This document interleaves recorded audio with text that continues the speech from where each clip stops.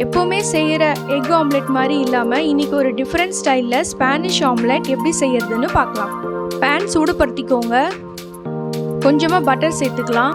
ஒரு medium size வெங்காயம் இந்த மாதிரி சின்ன சின்னதாக கட் பண்ணி இதில் சேர்த்துக்கோங்க. இப்போது இதை பட்டரில் நல்லா வதக்கிக்கலாம். ஒரு 2 நிமிஷத்துக்கு நல்லா வதக்கிக்கோங்க.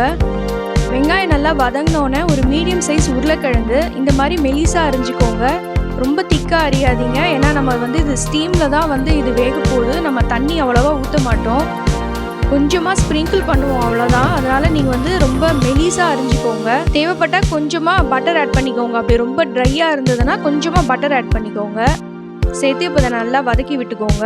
இப்போ மூடி போட்டு வேக வைக்கலாம். ஒரு 2 நிமிஷத்துக்கு மூடி போட்டுருங்க. நடுவில் அப்பப்போ கொஞ்சம் கிளறி விட்டுக்கோங்க, ஏன்னா நம்ம தண்ணி இதில் ஊற்றல. தூள் உப்பு 1/2 டீஸ்பூன் சேர்த்துக்கோங்க. வறுக்கும் போதே உப்பு சேர்த்துடுங்க.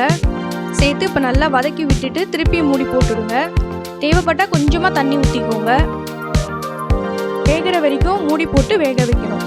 இப்போ உருளைக்கிழங்கு வேகிறதுக்குள்ளே நம்ம எக் மிக்சர் ரெடி பண்ணிக்கலாம். ஒரு பவுல் எடுத்துக்கோங்க. ஒரு முட்டையை உடைச்சி ஊற்றிக்கோங்க. அதில் பெப்பர் சால்ட் போட்டு நல்லா பீட் பண்ணிக்கோங்க.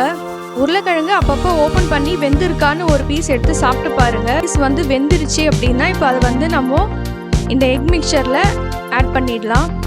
ஆட் பண்ணி இப்போ நல்லா கலந்து விட்டுக்கோங்க. பெப்பர் 1/2 டீஸ்பூன் சேர்த்துருக்கேன். சேர்த்து இப்போ இது நல்லா கலந்துக்கலாம்.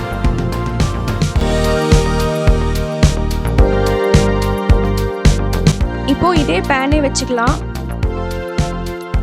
கொஞ்சமாக பட்டர் சேர்த்துக்கோங்க. இப்போ இந்த மிக்சரை இதில் ஊற்றிடலாம். இப்போ கொஞ்சமாக இதுக்கு மேலே கொத்தமல்லி தூவிக்கலாம். மூடி போட்டுடுங்க. 3 நிமிஷத்துக்கு அப்புறமா ஓப்பன் பண்ணிக்கலாம். இப்போ பார்த்தீங்கன்னா ஒரு பக்கம் வெந்திருக்கு, அடுத்த பக்கம் திருப்பி போட்டுக்கோங்க. அதுலேயும் ஒரு 3 நிமிஷம் விடணும்.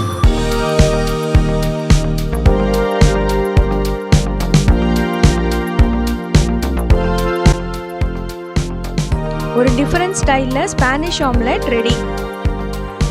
கிட்ஸுக்கு ஒரு டிஃப்ரெண்ட்டான எக் ஆம்லெட் செஞ்சு கொடுக்கணும்னு நினச்சிங்கன்னா இந்த ஸ்பானிஷ் ஆம்லெட்டை ட்ரை பண்ணி பாருங்கள். பிடிச்சிருந்தா ஒரு லைக் பண்ணுங்கள். இந்த மாதிரி இன்ட்ரெஸ்டிங் வீடியோஸ் பார்க்க ஹாப்பி குக்கிங் ஹாப்பி ஈட்டிங் சேனலுக்கு சப்ஸ்கிரைப் பண்ணுங்கள். இன்க்ரீடியன்ட்ஸ் டீட்டெயில்ஸ்லாம் கமெண்ட் பாக்ஸில் இருக்குது, வேணுன்றவங்க செக் பண்ணிக்கோங்க. தேங்க்ஸ் ஃபார் வாட்சிங்.